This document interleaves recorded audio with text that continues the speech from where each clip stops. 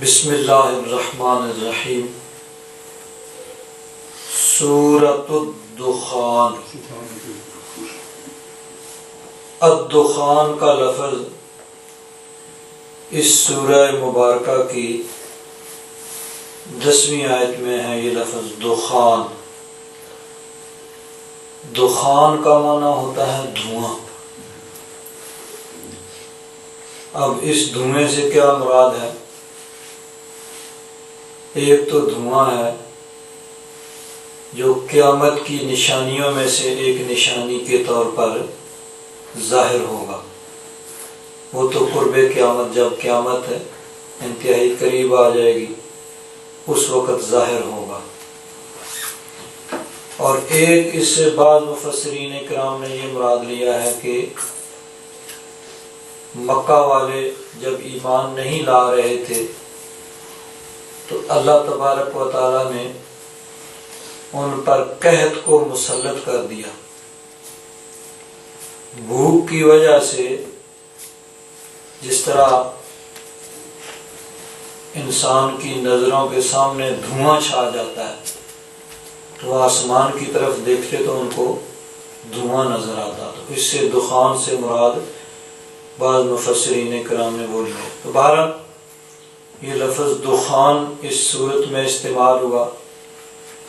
تو اسی لفظ سے یہ صورت مشہور ہو گئی، اس کو سورۃ الدخان کہا گیا۔ اور یہ پہلے بیان ہو چکا کہ کسی بھی صورت کو اس کے اندر کوئی لفظ جو بیان ہوا، کوئی مضمون بیان ہوا، کوئی واقعہ بیان ہوا تو اسی مناسبت سے اس صورت کو اس نام سے پکارا جانے لگا اور وہی نام اس صورت کا مشہور ہو گیا۔ تو اس کو سورۃ الدخان کہا گیا کہ جس میں دخان کا لفظ ہے۔ مکیۃ، یہ صورت مکہ مکرمہ میں نازل ہوئی۔ یہ بھی پہلے بیان ہوا کہ 7 صورتیں ہیں جن کے شروع میں حامیم کے لفظ آتے ہیں، اور یہ مسلسل 7 صورتیں ہیں۔ اس سے پہلے زخرف گزر چکی ہے، اس کا آغاز بھی حامیم سے ہوتا ہے۔ الشورى، اس کا آغاز بھی حامیم سے ہوا۔ حامیم السجدہ، اس کا آغاز بھی حامیم سے ہوا۔ اور المؤمن، 4 صورتیں اس سے پہلے گزر چکی ہیں جن کا آغاز حامیم سے ہے۔ یہ 5ویں ہے جس کا آغاز حامیم سے ہے، اور 2 اس کے آگے مسلسل، الجاسیہ اور الاحقاف۔ تو 7 صورتیں یہ مسلسل ہیں جن کا آغاز حامیم سے ہوتا ہے۔ اور حضرت پیر کرم شاہ صاحب رحمۃ اللہ تعالی علیہ نے تفسیر ضیاء القرآن کے اندر یہ لکھا ہے کہ ان کا زمانہ نزول بھی قریب قریب ہے، یعنی تقریباً ایک ہی زمانے میں قریب قریب یہ صورتیں 7 کی 7 جو ہیں نازل ہوئیں جن کا آغاز حامیم سے ہوتا ہے، کیونکہ ان کے مضامین جو ہیں وہ بھی ملتے جلتے ہیں۔ تو یہ مکہ میں ساری صورتیں نازل ہوئیں۔ وَهِيَ 59 آیتاً، 59، ایک کم 60 اس میں آیات ہیں۔ وَثَلَاثُ رُكُوعَاتٍ، 3 اس کے رکوع ہیں۔ بسم اللہ الرحمن الرحیم، اللہ تبارک و تعالیٰ کے نام سے شروع کرتا ہوں جو رحمان اور رحیم ہے۔ حامیم، یہ حروف مقطعات جو قرآن پاک کی کئی صورتوں کے شروع میں آئے ہیں، اور ان کا حقیقی مفہوم اللہ تبارک و تعالیٰ جانتا ہے اور اللہ تبارک و تعالیٰ کا محبوب جانتا ہے۔ والکتاب المبین، کتاب مبین کی قسم، ایسی کتاب جو واضح کھول کر بیان کرنے والی ہے، یعنی قرآن پاک۔ انا انزلناہ، ہم نے اسے اتارا ہے۔ قرآن پاک، فرمایا کہ ہم نے اس قرآن پاک کو اتارا ہے، یعنی یہ کوئی ایسی کتاب نہیں ہے کہ کوئی آدمی بیٹھ کر سوچے، اپنے خیالات کو مجتمع کرے اور کوئی مضمون لکھ دے اور وہ کتاب کی شکل اختیار کر لے۔ یہ کسی انسان کی سوچ کا نتیجہ نہیں ہے، نہ اکیلے انسان، نہ یہ کہ بہت سے پڑھے لکھے لوگ ان کا ایک بورڈ بنا دیا جائے اور وہ سب بیٹھ کے مشورہ کر کے کوئی مضمون تیار کریں اور وہ کتاب کی شکل اختیار کر لے۔ تو نہ یہ کسی فرد کی کوشش ہے، نہ افراد کی، نہ انفرادی نہ اجتماعی، انسان یا مخلوق کے خیالات کا نتیجہ نہیں ہے۔ انا انزلناہ، فرمایا ہم نے اس قرآن پاک کو اتارا، اور اتارا کب؟ فی لیلۃ مبارکۃ، ایک بڑی برکت والی رات میں ہم نے اس کو اتارا۔ انا کنا منذرین، بے شک ہم خبردار کرنے والے ہیں، ڈرانے والے ہیں، اس لیے ہم نے اس قرآن پاک کو اتارا تاکہ مخلوق کو خبردار کر دیا جائے۔ فیہا، اس رات میں جس میں یہ قرآن پاک اترا، یفرق کل امر حکیم، ہر اہم معاملے کا فیصلہ کر دیا جاتا ہے اس رات میں۔ امرا من عندنا، ہمارے پاس سے جو حکم، جو معاملات۔ انا کنا مرسلین، بے شک ہم بھیجنے والے ہیں۔ رحمتا من ربک، آپ کے رب کی رحمت۔ انہ هو السمیع العلیم، بے شک وہی رب کریم سننے والا اور جاننے والا ہے۔ رب السماوات والارض وما بینہما، وہ آسمانوں اور زمین اور جو کچھ ان دونوں کے درمیان ہے ان کا رب ہے، یعنی تمام مخلوقات، آسمان و زمین کے درمیان ساری مخلوقات آ گئی۔ ان کنتم موقنین، اگر تم یقین کرنے والے ہو تو جان لو کہ وہی سب کا خالق و مالک ہے، وہی پیدا کرنے والا ہے اور وہی سب کا رازق ہے، خالق ہے، مالک ہے۔ اب ان آیات میں یہ بیان فرمایا کہ انا انزلناہ فی لیلۃ مبارکۃ، ہم نے اس قرآن پاک کو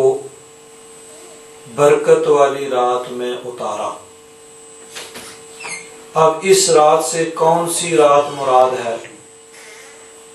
مفسرین کرام کے اس میں دو قول ہیں۔ ایک قول یہ ہے کہ اس سے مراد رمضان شریف کی وہ رات ہے جس کو لیلۃ القدر کہا جاتا ہے، کیونکہ 30ویں سپارے میں ہے انا انزلناہ فی لیلۃ القدر، یہی الفاظ ہیں، انا انزلناہ فی لیلۃ القدر، کہ ہم نے قرآن پاک کو لیلۃ القدر میں اتارا۔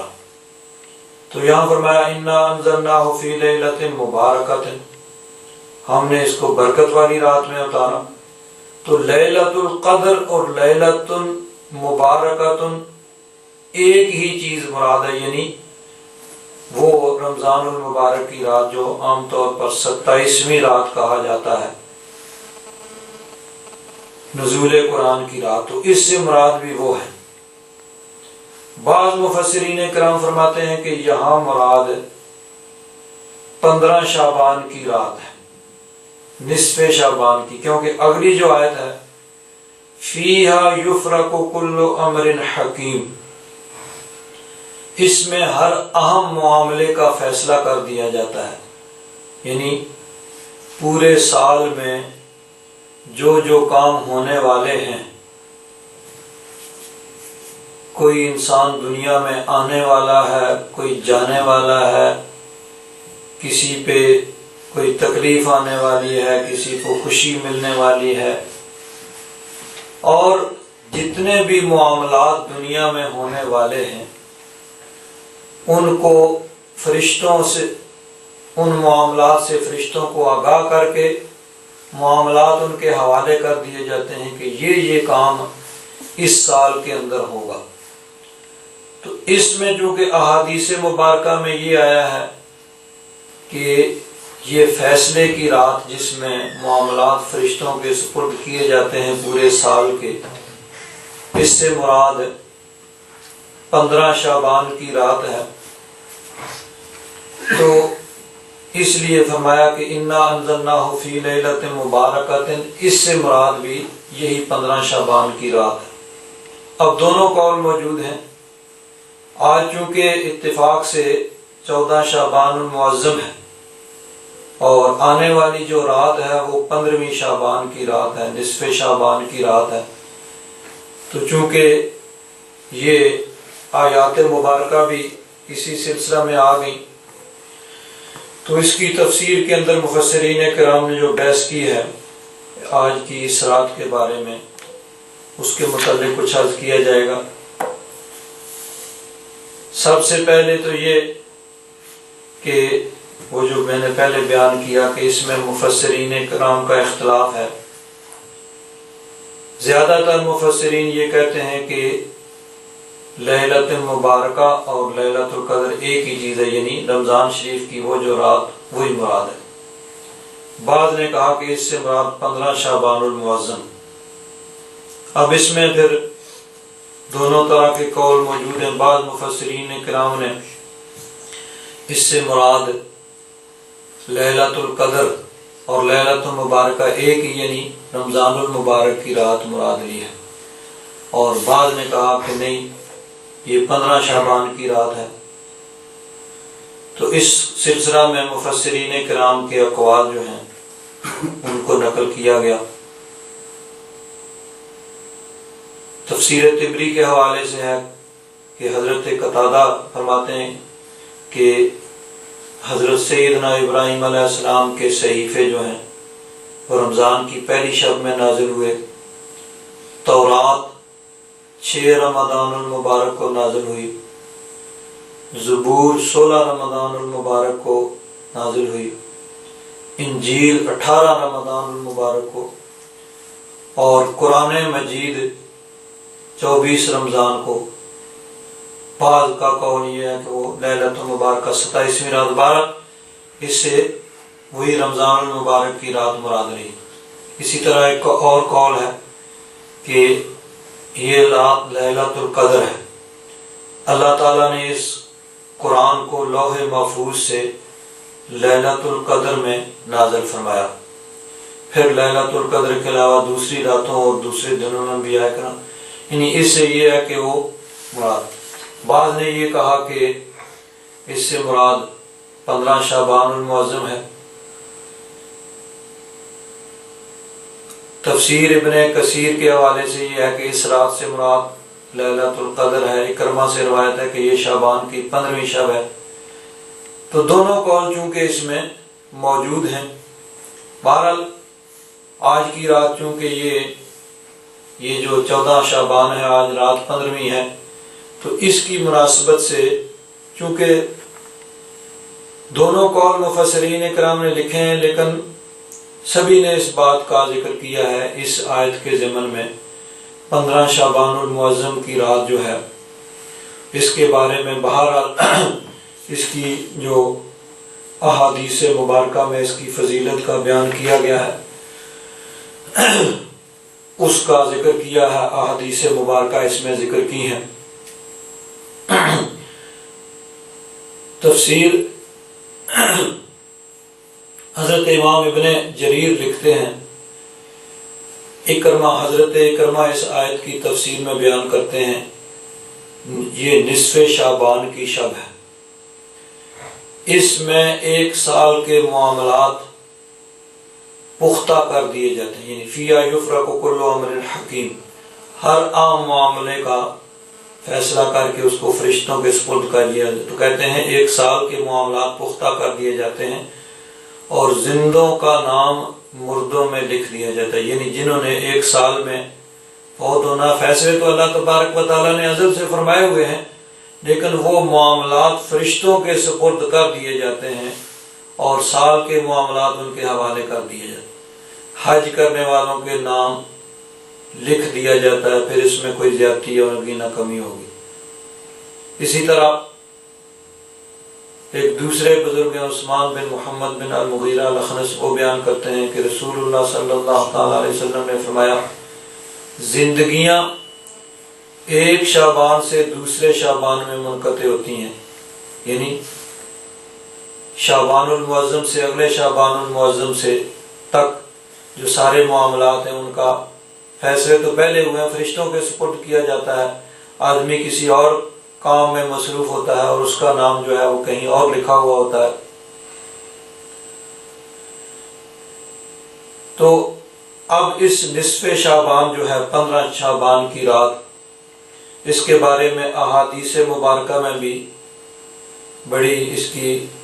اہمیت کو بیان کیا گیا ہے۔ ترمذی شریف کی حدیث پاک ہے، ام المومنین حضرت عائشہ الصدیقہ رضی اللہ تعالی عنہ ارشاد فرماتی ہیں کہ ایک رات میں نے دیکھا کہ رسول اللہ صلی اللہ تعالی علیہ وسلم گھر میں موجود نہیں ہیں، کمرے میں نہیں تھے۔ فرماتی ہیں میں باہر گئی، دیکھا کہ جنت البقیع قبرستان میں حضور نبی کریم صلی اللہ علیہ وسلم موجود تھے۔ تو نبی کریم صلی اللہ علیہ وسلم کو وہاں پایا، وہاں بات چیت ہوئی، تو حضور نبی کریم صلی اللہ علیہ وسلم نے فرمایا یہ نصف شعبان کی شب ہے،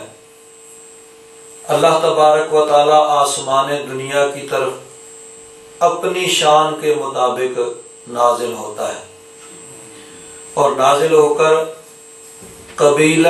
بنی کلب کی بکریوں کی بالوں کے تعداد سے زیادہ لوگوں کے گناہ معاف فرما دیتا ہے۔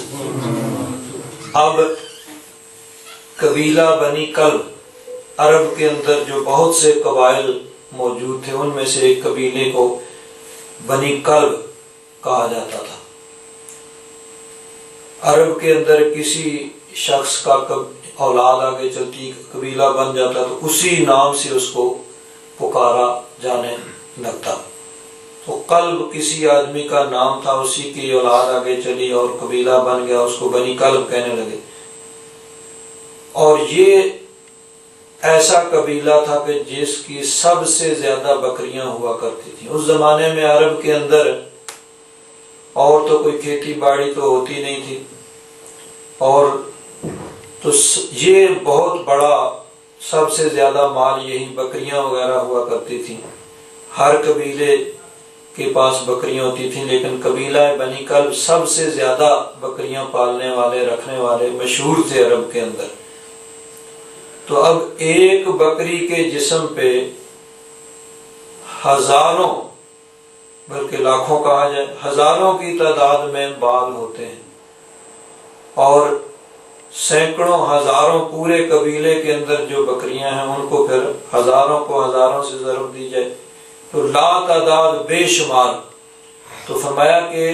لا تعداد بے شمار لوگوں کے گناہ اللہ تبارک و تعالی اس رات میں معاف فرماتا ہے۔ سبحان اللہ۔ حضرت علی بن ابی طالب رضی اللہ تعالیٰ عنہ روایت کرتے ہیں کہ رسول اللہ صلی اللہ تعالیٰ علیہ وسلم نے ارشاد فرمایا جب نصف شعبان کی رات ہو، یہ جو رات آج آ رہی ہے، تو اس رات میں قیام کرو، یعنی رات کو نوافل وغیرہ پڑھو، عبادت کرو، اور اس کے دن میں روزہ رکھو، کیونکہ اللہ تبارک و تعالی اس رات میں غروب شمس سے، سورج غروب ہونے سے آسمان دنیا کی طرف اپنی شان کے مطابق نزول فرماتا ہے،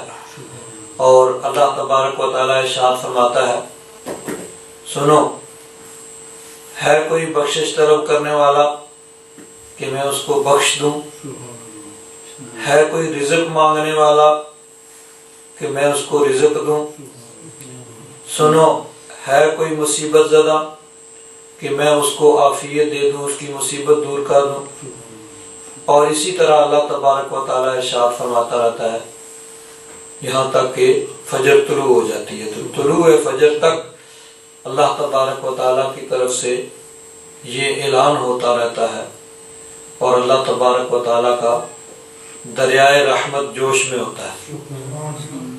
اسی لیے ایک شاعر نے کہا ہے، کھلا ہے فیض کا چشمہ، کھلا ہے فیض کا چشمہ، نہا لے جس کا جی چاہے، یہ سودے ہیں مقدر کے، آزما لے جس کا جی چاہے۔ حضرت ابو موسیٰ اشعری رضی اللہ تعالیٰ عنہ وہ روایت کرتے ہیں کہ رسول اللہ صلی اللہ تعالیٰ علیہ وسلم نے ارشاد فرمایا، بے شک اللہ تبارک و تعالی شعبان کی شب، یعنی اس 15ویں رات کو متوجہ ہوتا ہے اور تمام مخلوق کی بخشش فرما دیتا ہے، ما سوا مشرک اور کینہ پرور کے۔ مشرک، کافر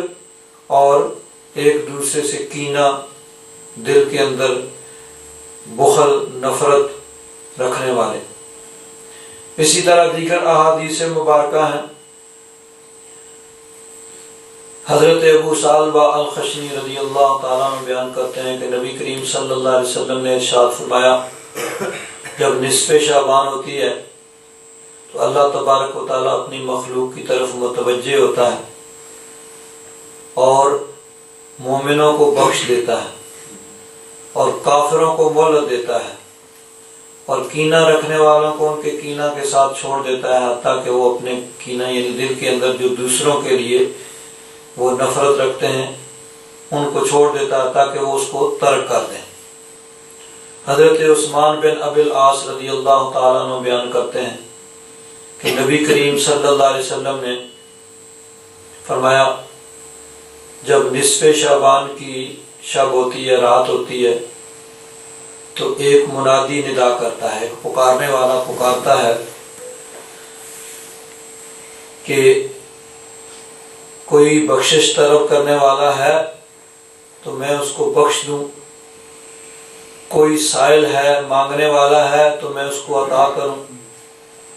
پس جو شخص بھی سوال کرتا ہے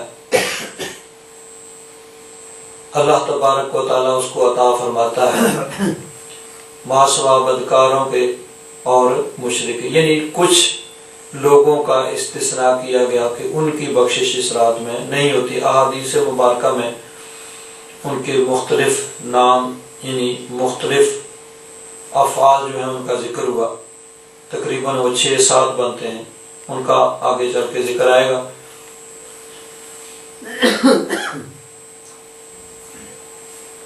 اسی طرح ام المومنین حضرت عائشہ صدیقہ رضی اللہ تعالیٰ عنہ بیان کرتی ہیں کہ جب نصف شعبان کی شب ہوتی، 15ویں شب، تو نبی کریم صلی اللہ علیہ وسلم تشریف لے جاتے اور حضور نبی کریم صلی اللہ علیہ وسلم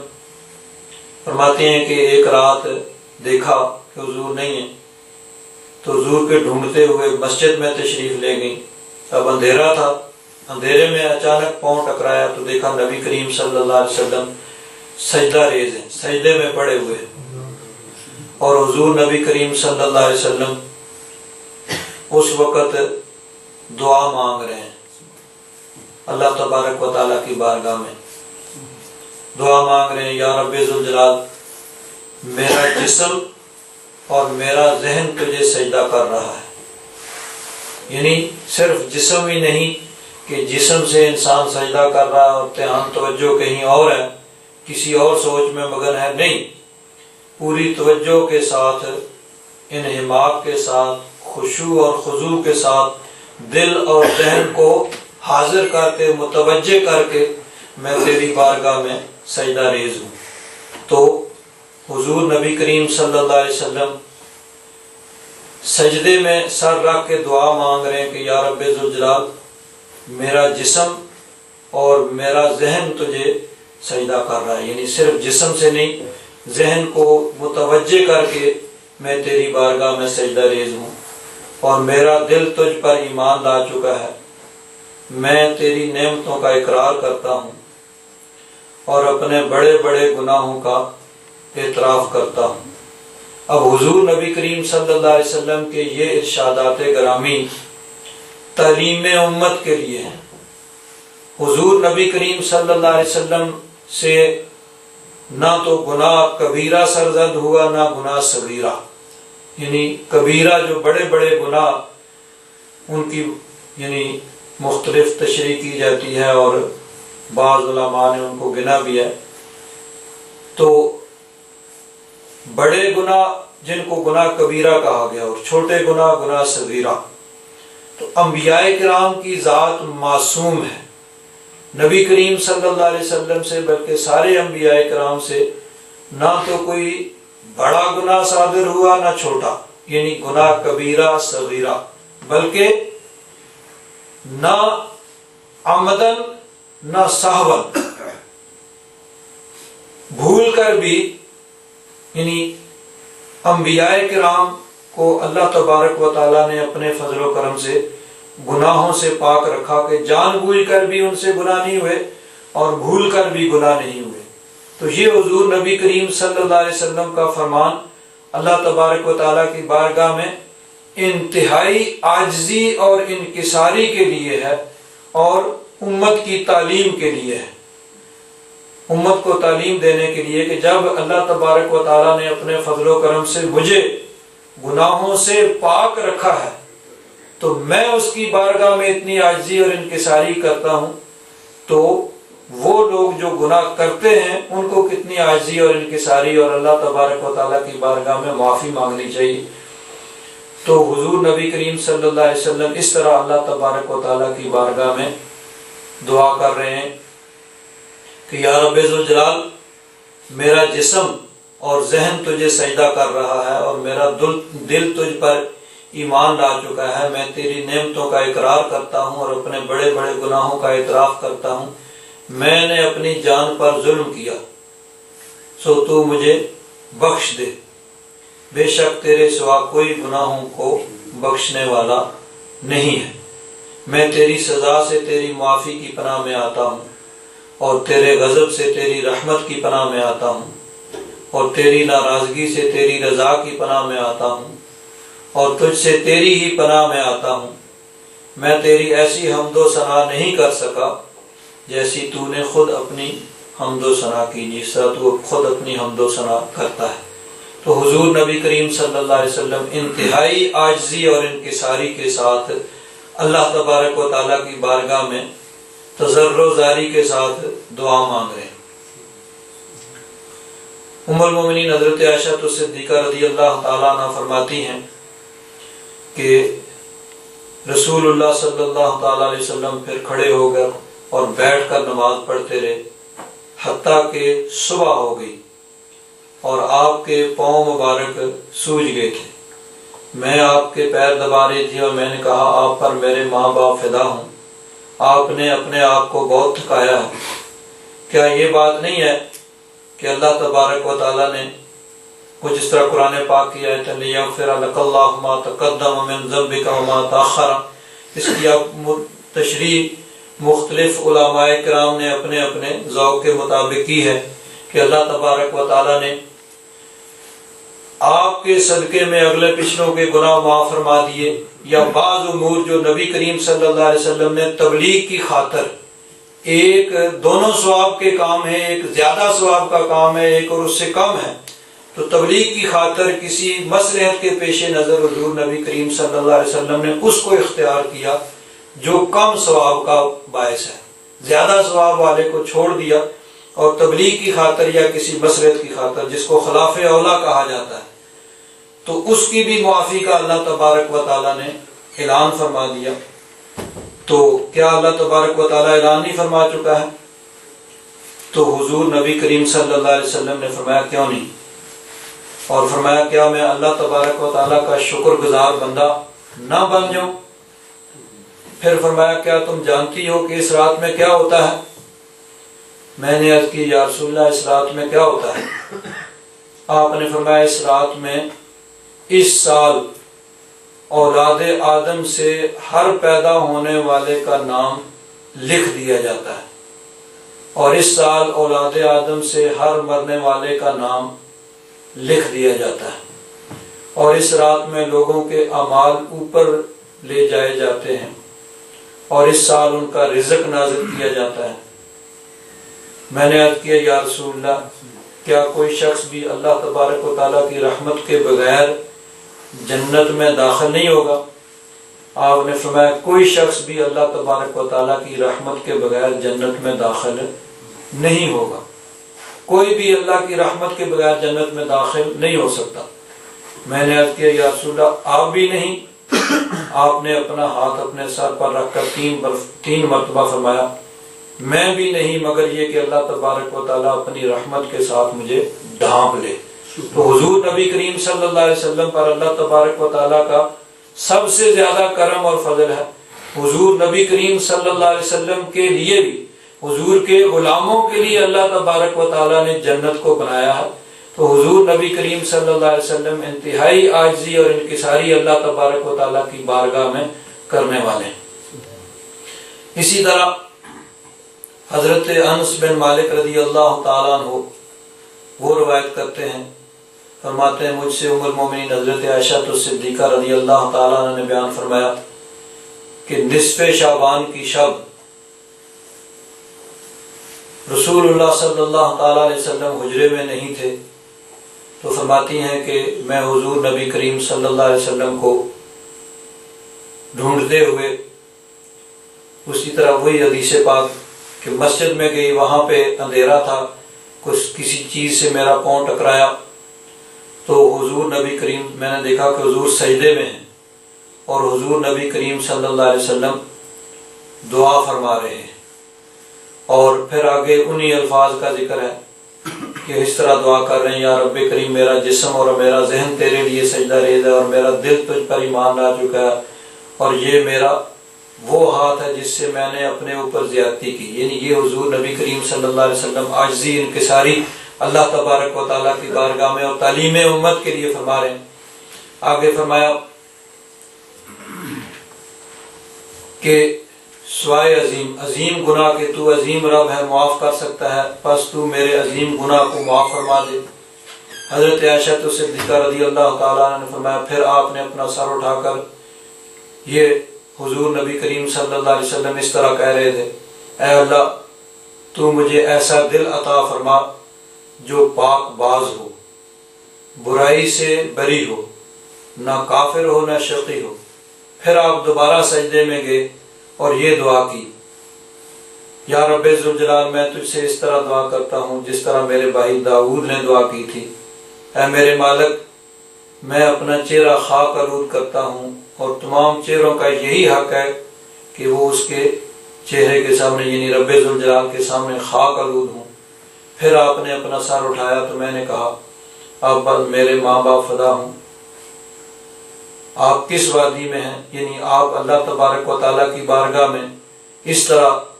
عاجزی انکساری کے ساتھ دعا کر رہے ہیں۔ تو حضور نبی کریم صلی اللہ علیہ وسلم نے فرمایا کہ کیا تم جانتی ہو کہ یہ رات نصف شعبان کی رات ہے، اور بے شک اس رات میں اللہ کے لیے قبیلہ کلب کی بکریوں کے بالوں سے زیادہ لوگ دوزخ سے آزاد ہونے والے ہیں۔ یعنی اللہ تبارک و تعالیٰ کی رحمت، اس کا کرم، اس کا فضل جوبن پہ ہوتا ہے، دریائے رحمت جوش میں ہوتا ہے، اور قبیلہ بنی کلب کی بکریوں کے بالوں سے زیادہ لوگوں کی مغفرت اور بخشش ہوتی ہے، ان کو دوزخ سے آزاد کیا جاتا ہے کہ وہ سب سے زیادہ بکریاں پالنے والا قبیلہ بنی کلب، ان کی بکریوں کے بالوں کے یعنی لا تعداد بے شمار بے حد و بے حساب لوگوں کو دوزخ سے آزاد کیا جاتا ہے۔ فرماتی ہیں میں نے عرض کیا یا رسول اللہ قبیلہ کلب کی بکریوں کے بالوں کی تخصیص کی کیا وجہ ہے؟ آپ نے فرمایا عرب کے قبائل میں سے کسی قبیلہ کی بکریوں کے بال ان سے زیادہ نہیں ہیں، یعنی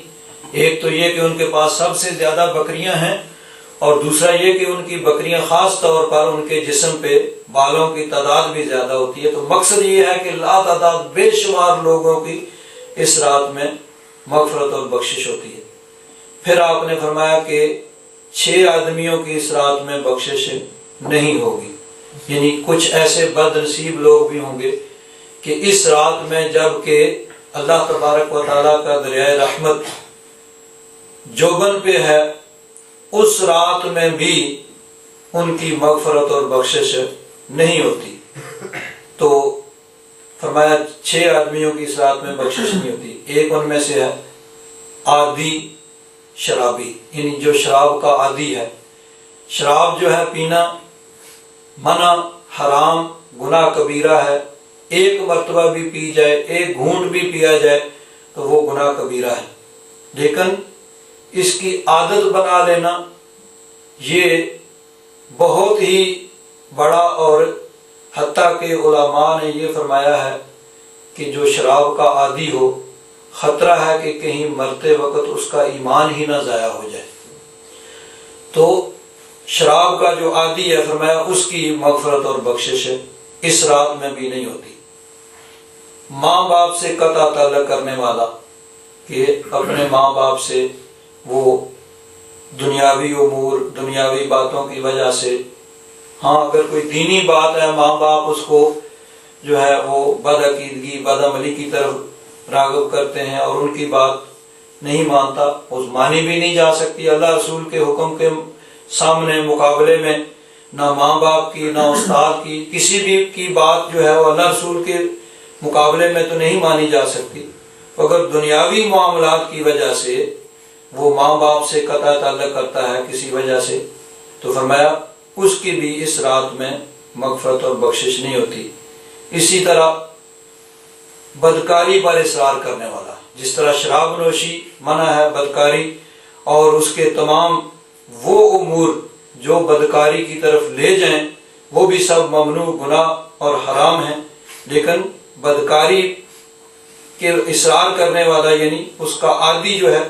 اس کی بھی اس رات میں مغفرت اور بخشش نہیں ہوتی۔ اسی طرح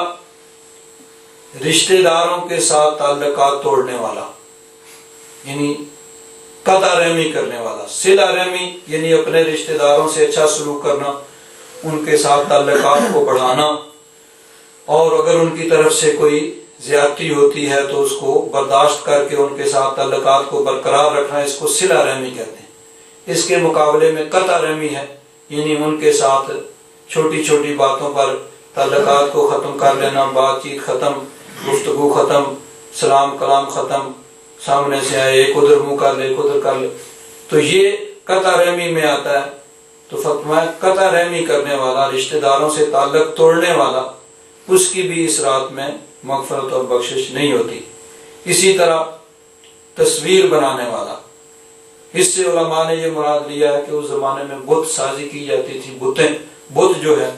وہ بنائے جاتے تھے، ان کی پوجا و پرستش کی جاتی تھی۔ تو بہرحال یہ بھی اسی میں شامل، اور چغل خور یعنی ادھر کی باتیں ادھر ادھر کی ادھر لگانے والا، لوگوں کے درمیان لڑائی جھگڑا پیدا کرنے والا۔ تو یہ کچھ ایسے افعال ہیں جو اللہ تبارک و تعالیٰ کو انتہائی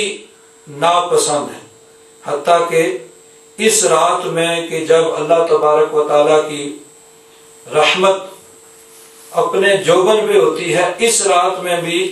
ان کی مغفرت اور بخشش نہیں ہوتی ہے۔ تو بہرحال اس رات میں اللہ تبارک و تعالیٰ کی طرف سے کرم اور فضل ہوتا ہے اور گناہگاروں کی مغفرت اور بخشش ہوتی ہے۔ حضرت ابو ہریرہ رضی اللہ تعالیٰ عنہ ارشاد فرماتے ہیں کہ رسول اللہ صلی اللہ تعالیٰ علیہ وسلم نے ارشاد فرمایا، اب یہ مغفرت اور بخشش کے بارے میں ہے، اور مسلم شریف کے حوالے سے یہ حدیث پاک ہے کہ اللہ تبارک و تعالیٰ اپنے بندوں کو بخشنا چاہتا ہے، ان کی مغفرت فرمانا چاہتا ہے۔ تو نبی کریم صلی اللہ علیہ وسلم نے ارشاد فرمایا، اس ذات کی قسم جس کے قبضہ و قدرت میں میری جان ہے، اگر تم لوگ گناہ نہ کرو تو اللہ تبارک و تعالیٰ تم کو لے جائے اور ایسے لوگوں کو لائے جو گناہ کریں اور اللہ تبارک و تعالیٰ سے مغفرت طلب کریں تو اللہ تبارک و تعالیٰ ان کی بخشش فرمائے۔ یعنی اللہ تبارک و تعالیٰ کو بخشنا اتنا پسند ہے، اور یہ چیز اس کو کہتے ہیں تعلیق بالمحال۔ یہ تو ہو ہی نہیں سکتا کہ انسان لوگ دنیا میں موجود ہوں اور پھر گناہ نہ کریں۔ گناہوں سے پاک تو اللہ تبارک و تعالیٰ نے انبیاء کرام کی ذات بنائی ہے، اس کے بعد تو باقی سب سے ممکن ہے اور ہوتے بھی ہیں، انسان موجود ہوں اور گناہ نہ ہوں۔ تو یہ ایک اللہ تبارک و تعالیٰ کی رحمت اور اس کی بخشش کی کثرت کا بیان ہے کہ اللہ تبارک و تعالیٰ اتنا بخشنے والا اور رحمت فرمانے والا ہے کہ اللہ تبارک و تعالیٰ اگر دنیا میں کوئی گناہ کرنے والا نہ ہو تو فرمایا کہ اگر تم سب لوگ گناہ نہ کرو تو اللہ تبارک و تعالیٰ تم کو لے جائے اور ایسے لوگوں کو لے آئے جو گناہ کریں اور اللہ تبارک و تعالیٰ سے مغفرت مانگیں، اور پھر اللہ تبارک و تعالیٰ ان کی مغفرت فرمائے۔ تو یہی ہے کہ یہ تو ہو ہی نہیں سکتا کہ انسان گناہ نہ کرے۔ مقصد یہ ہے کہ تم اللہ تبارک و تعالیٰ کی بارگاہ میں توبہ و استغفار کرو، اللہ تبارک و تعالیٰ سے مغفرت مانگو۔ اللہ تبارک و تعالیٰ بخشنے والا ہے اور اللہ تبارک و تعالیٰ بخشنے کو پسند فرماتا ہے۔ تو اس رات کی مناسبت سے اس میں چونکہ انسان توبہ استغفار کرتا ہے، اللہ تبارک و تعالیٰ سے بخشش مانگتا ہے، تو اس سلسلے میں بھی پھر مفسرین کرام نے احادیث مبارکہ یہاں پہ ذکر کی ہیں اس کی آیت کی تفسیر میں۔ ام المومنین حضرت عائشہ صدیقہ رضی اللہ تعالیٰ عنہ فرماتی ہیں کہ رسول اللہ صلی اللہ تعالیٰ علیہ وسلم نے ارشاد فرمایا، بے شک جب بندہ گناہ کا اعتراف کر لیتا ہے پھر توبہ کرتا ہے، سب سے پہلی چیز ہے اپنے گناہ کا اعتراف کرنا، یہ مان لینا کہ میں نے گناہ کیا ہے۔ کیونکہ انسان اکثر ایسے ہوتا ہے کہ انسان غلطی کرتا ہے اور اس کو مانتا بھی نہیں ہے کہ میں نے غلطی کی ہے، بلکہ انسان کی یہ فطرت ہے کہ وہ دوسروں پہ ڈال دیتا ہے کہ فلاں کی غلطی ہے۔ جب بھی کچھ ہو گیا، کوئی غلط کام ہو گیا تو میں نے نہیں کیا، فلاں نے کیا، دوسرے نے، اس کی وجہ سے ہوا۔ تو انسان عام طور پر اپنے گناہوں کا اعتراف ہی نہیں کرتا، مانتا ہی نہیں۔ تو جب مانتا ہی نہیں تو پھر معافی بھی نہیں مانگے گا۔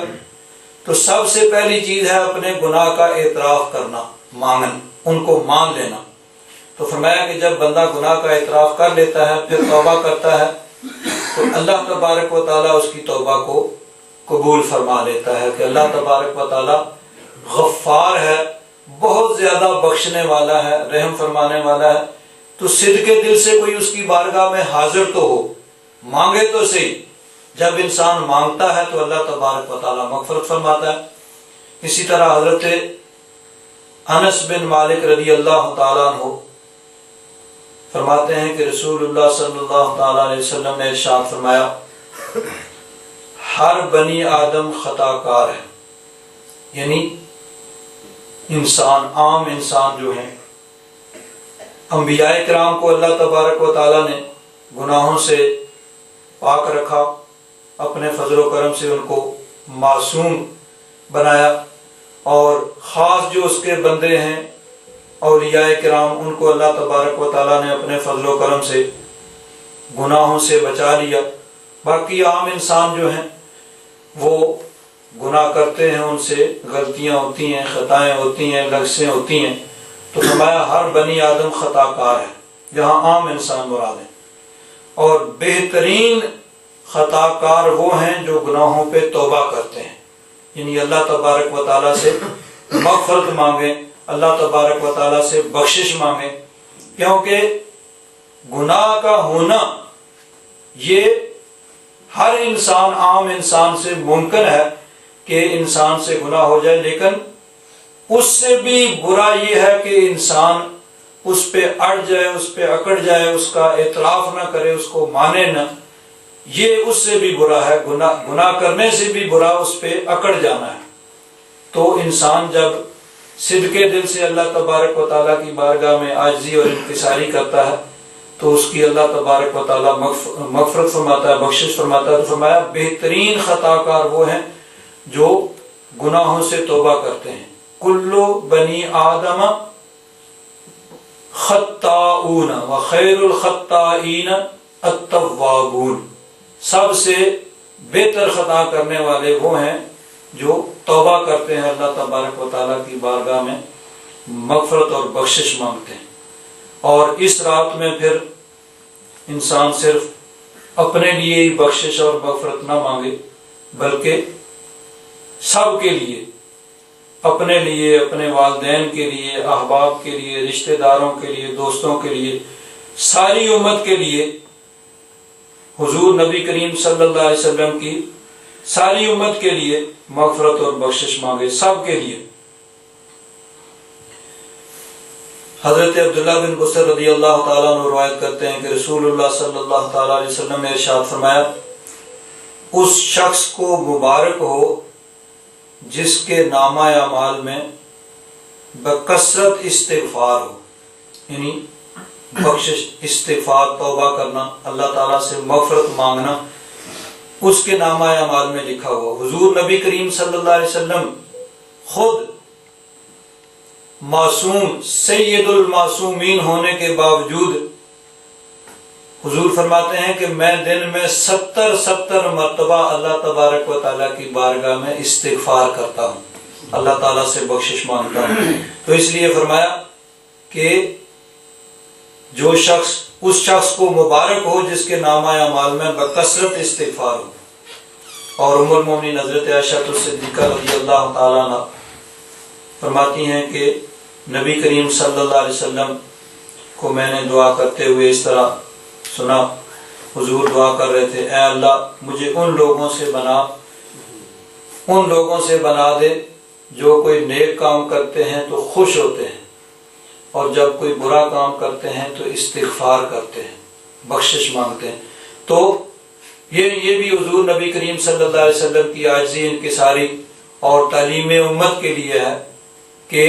نیک کام اگر ہو تو اس سے انسان کو خوشی ہو، اللہ تبارک و تعالیٰ نے کرم کیا، فضل کیا، اس نے نیکی کی توفیق عطا فرمائی۔ اور اگر کوئی گناہ ہو جائے، کوئی غلطی ہو جائے، کوئی لغزش ہو جائے تو اس سے اللہ تبارک و تعالیٰ سے استغفار کریں، معافی مانگیں، اللہ تبارک و تعالیٰ سے بخشش مانگیں۔ حضور نبی کریم صلی اللہ علیہ وسلم نے اس کی تعلیم دی، اور حضور نبی کریم صلی اللہ علیہ وسلم نے بار بار اللہ تبارک و تعالیٰ سے مغفرت اور بخشش مانگنے کی تلقین کی۔ حضرت عبداللہ بن مسعود رضی اللہ تعالیٰ عنہ فرماتے ہیں کہ رسول اللہ صلی اللہ تعالیٰ علیہ وسلم نے ارشاد فرمایا، التائب من الذنب کمن لا ذنب لہ، گناہ سے توبہ کرنے والا ایسے ہی ہے جیسے کہ اس نے کبھی گناہ کیا ہی نہیں ہے، یعنی اللہ تبارک و تعالیٰ اس کے گناہوں کو معاف فرماتا ہے اور اس کے نامہ اعمال سے ان گناہوں کو مٹا دیتا ہے۔ تو گناہ سے توبہ کرنے والا اس طرح ہے جس طرح اس نے گناہ کیا ہی نہیں ہے۔ چنانچہ ایک حدیث پاک میں اس طرح آتا ہے کہ حضور نبی کریم صلی اللہ علیہ وسلم نے ارشاد فرمایا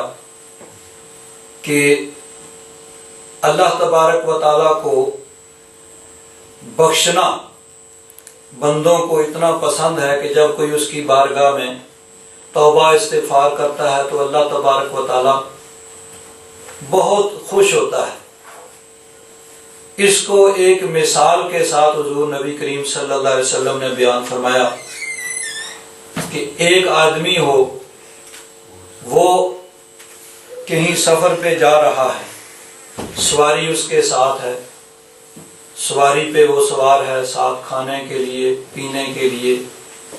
اس کا خورد و نوش کا سامان، کھانے پینے کا سامان موجود ہے، وہ جا رہا ہے۔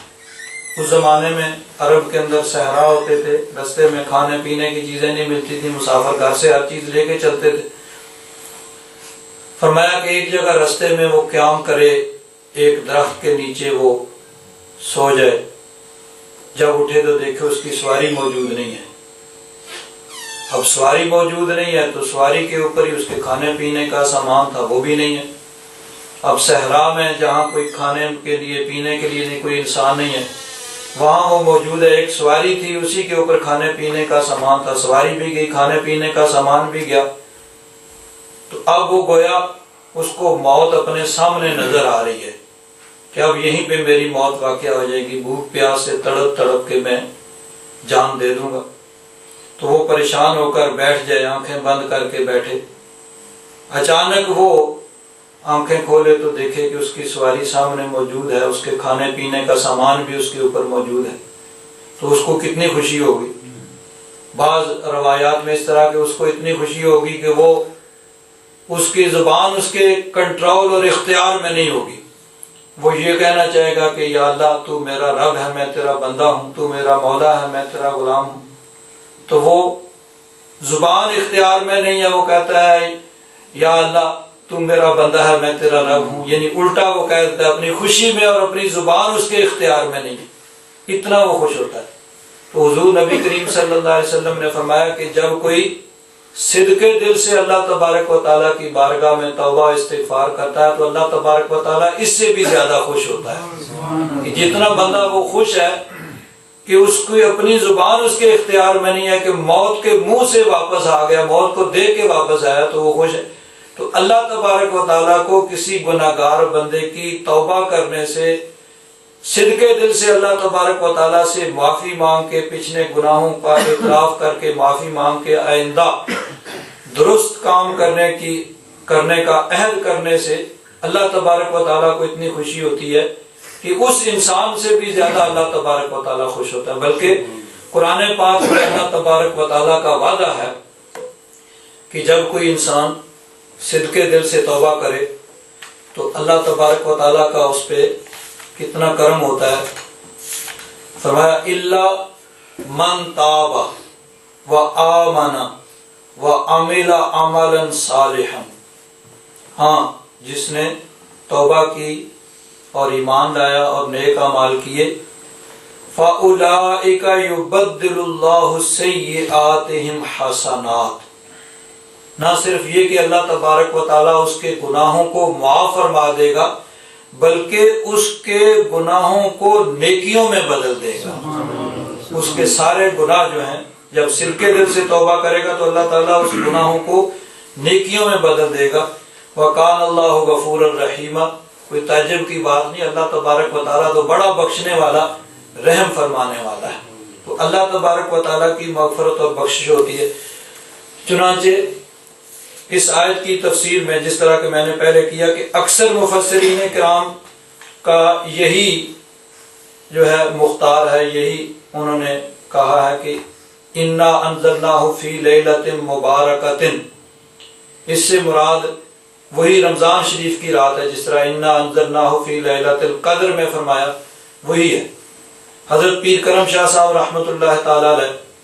آپ بھی فرماتے ہیں کہ یعنی ہم نے اس کو نازل کیا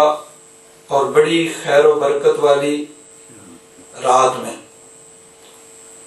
ہم نے اس کو نازل کیا، یعنی انا انزلناہ، ہم نے ہی نازل کیا، کوئی اور یعنی کسی انسان کی سوچ کا نتیجہ نہیں ہے، کسی فرد یا افراد، کسی اکیلے انسان یا لوگوں کے، دانشوروں کے مجموعے، کسی دانشوروں کے بورڈ کی سوچ کا نتیجہ نہیں ہے، بلکہ ہم نے نازل کیا، ہم نے ہی اس کو نازل کیا ہے، اور بڑی خیر و برکت والی رات میں اس کو نازل کیا۔ وہ کون سی رات تھی؟ فرماتے ہیں علماء کے اس میں دو قول ہیں۔ حضرت ابن عباس، حضرت قتادہ اور اکثر مفسرین کی یہ رائے یہ ہے کہ وہ لیلۃ القدر تھی، یعنی وہ رمضان شریف کی رات، اور اس طرح دونوں آیات سے ایک ہی رات مراد ہے، انا انزلناہ فی لیلۃ القدر اور انا انزلناہ فی لیلۃ مبارکہ، وہی رات مراد ہے، کیونکہ سورۃ القدر میں اس کی وضاحت کر دی گئی ہے، انا انزلناہ فی لیلۃ القدر انا انزلناہ فی لیلۃ القدر، اور اکرمہ اور ایک جماعت کا خیال ہے کہ یہ 15 شعبان کی رات تھی، لیکن فرماتے ہیں صحیح پہلا قول ہے کہ یہ اس سے مراد وہی لیلۃ القدر ہے۔ آگے پھر فرماتے ہیں ویسے نصف شعبان کی رات بھی بڑی برکتوں والی رات ہے، اس کی فضیلت میں متعدد احادیث مبارکہ مروی ہیں، ان میں سے ایک یہ حضرت سیدنا علی کرم اللہ تعالی وجہہ کریم، آپ فرماتے ہیں کہ رسول اللہ صلی اللہ تعالی علیہ وسلم نے ارشاد فرمایا اذا کانت لیلۃ نصف من شعبان فقوموا لیلہا وصوموا نہارا، کہ جب نصف شعبان کی رات آئے تو رات میں قیام کرو، نوافل پڑھو، اللہ تبارک و تعالیٰ کی عبادت کرو اور دن کو روزہ رکھو،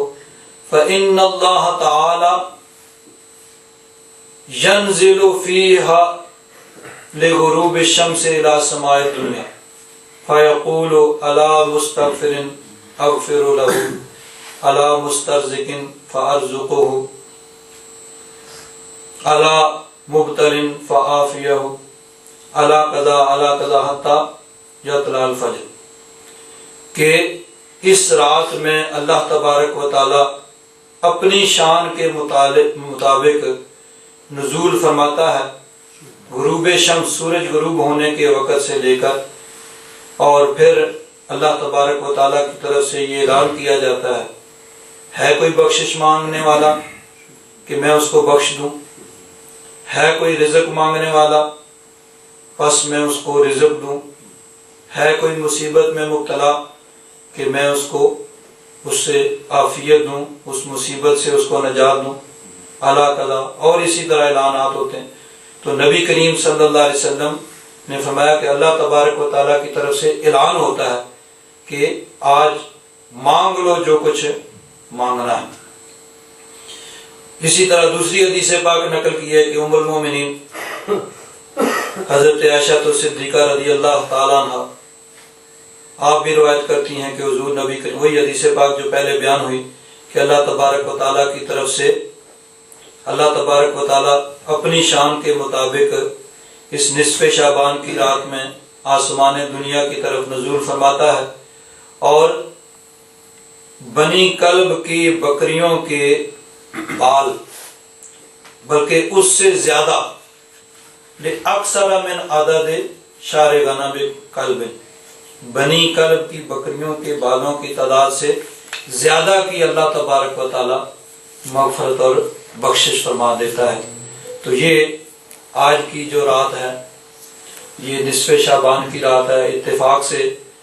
یہ آیات مبارکہ بھی وہی آ گئی جن کی تفسیر میں علماء نے، مفسرین کرام نے اس رات کی فضیلت کو بیان کیا ہے۔ تو اللہ تبارک و تعالیٰ کی بارگاہ میں دعا ہے اللہ تبارک و تعالیٰ ہمیں اس رات میں عبادت کرنے کی توفیق عطا فرمائے۔